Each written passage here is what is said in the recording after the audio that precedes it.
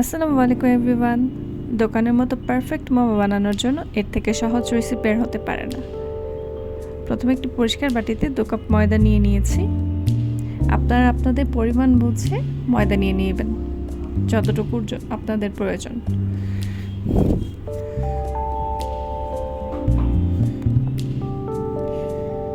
এরপরে এই ময়দার মধ্যে পরিমাণ অনুযায়ী লবণ নিয়ে নেব এবং 2 চা চামচ রান্নার তেল দিয়ে নিব।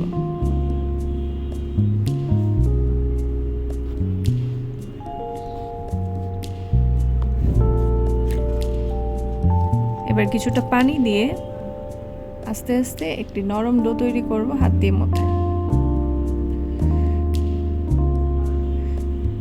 এবার একটি নরম ডো হয়ে যাওয়ার পরে উপরে কিছুটা তেল দিয়ে এটাকে ঢেকে রেখে দেব 10 মিনিটের জন্য এবং সাইডে রেখে দেব। এর ফাঁকে আমরা মোমোর যে ফিলিং সেটার প্রিপারেশন নিয়ে নিব। ফিলিংয়ের জন্য আমাদের লাগবে চিকেন কিমা, পেঁয়াজ কুচি, রসুন কুচি, আদা কুচি, গ্রেট করে রাখা লেবুর খোসা, কাঁচামরিচ কুচি, চিনি, লবণ, ফিশ সস, সয়া সস, আগে থেকে ক্রাশ করে রাখা গোলমরিচ আর অল্প তেল। এটি দিয়ে ভালো করে আমরা মিক্স করে নিব ফিলিংটি।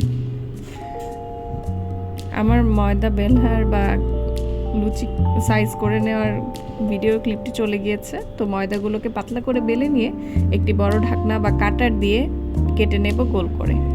এরকম একটি থিকনেসের হবে পাতলা। এরপর রুটিতে আমরা পরিমাণ অনুযায়ী চিকেনের যে ফিলিং সেটি দিয়ে মোমোর শেপ করে নেব। এটা যে যার মতো বানিয়ে নেয়। আমি যেহেতু প্রথমবার বানিয়েছি, আমার শেপ ততটা ভালো হয়নি। আপনারা যেরকম পারেন সেরকম শেপ করে নিতেই পারেন।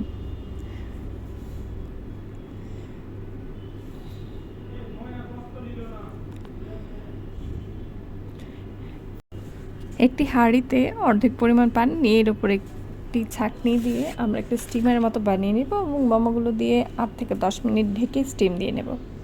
নামিয়ে বাসায় বানানো সস দিয়ে সার্ভ করব।